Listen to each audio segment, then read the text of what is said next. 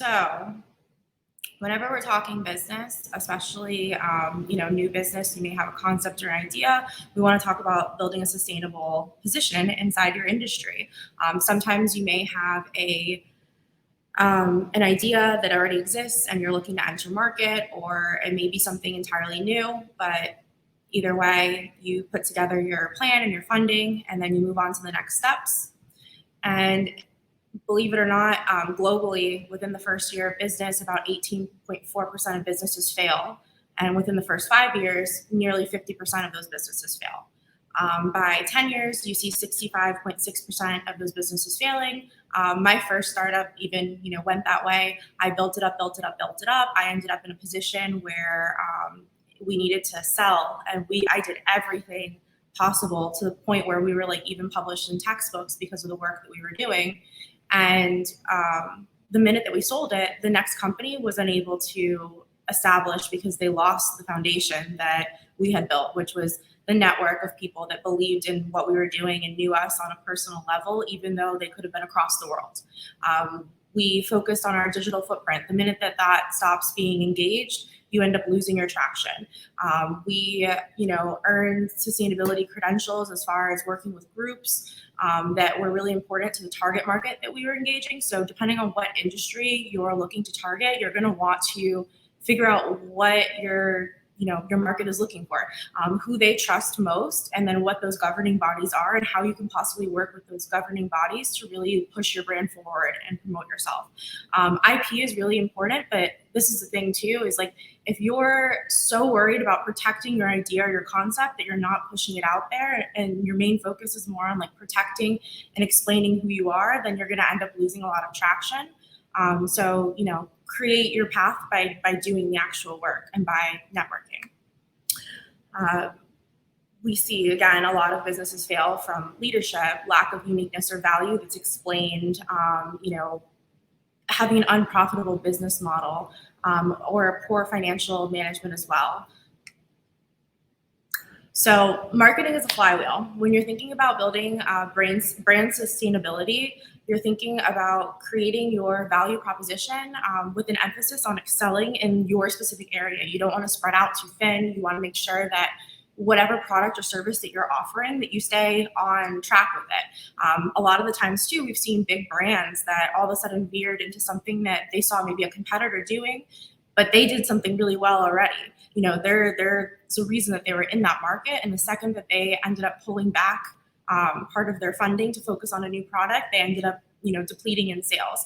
A lot of these companies are the ones too that have in-house manufacturing. You shut down your manufacturing and you end up focusing on a new or different product that you haven't entered market with yet, but then you're not, dealing with your current market and the people that have the demand for the product, you end up with problems. So mitigating the risk by managing the outcome.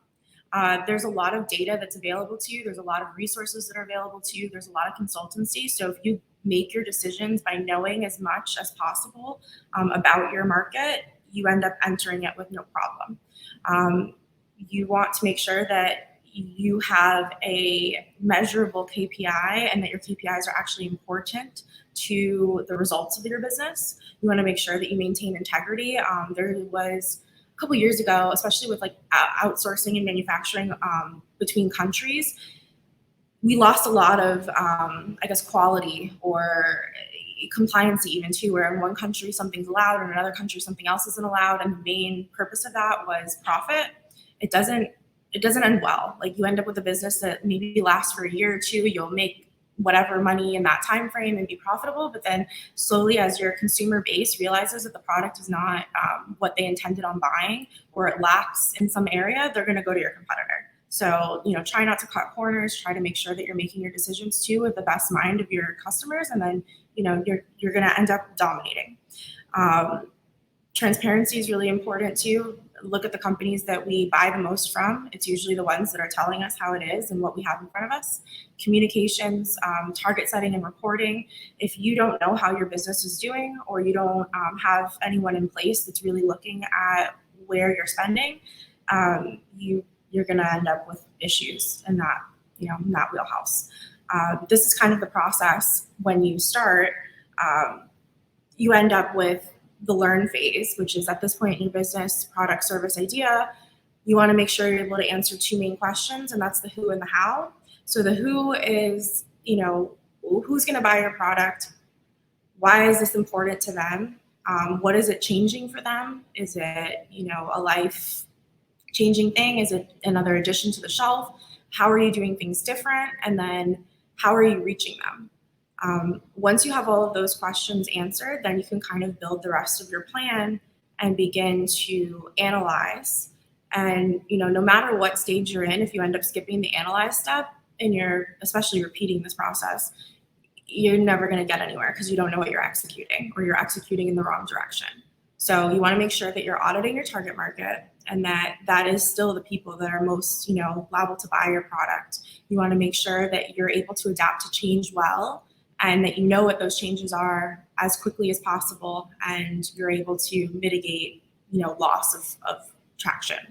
The importance of your KPIs and adjusting them as needed. So a lot of the times when I'm consulting with business owners, they maybe worked with a prior agency that spent X number of dollars for them and then gave them a report that, doesn't really quantify to anything because they're able to manipulate what a conversion stands for. So they're like, oh, your cost per lead was this, you had X number of conversions, but if in that conversion group is like page views, but the page view didn't, turn into anything because the bounce rate was 80 or 90%, you're not retaining any of that traffic. You're not actually converting that into any type of sale.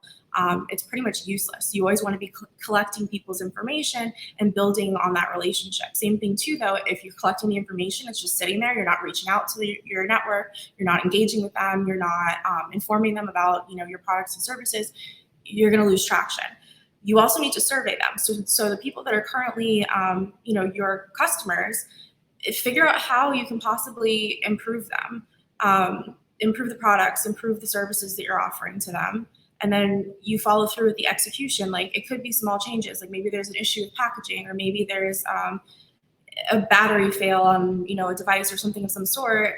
And then you put a story behind it. So if you make mistakes in business too, the way that you best get back on your feet is to kind of go straight forward, explain to your target market, like, oh yeah, this is our product you loved before.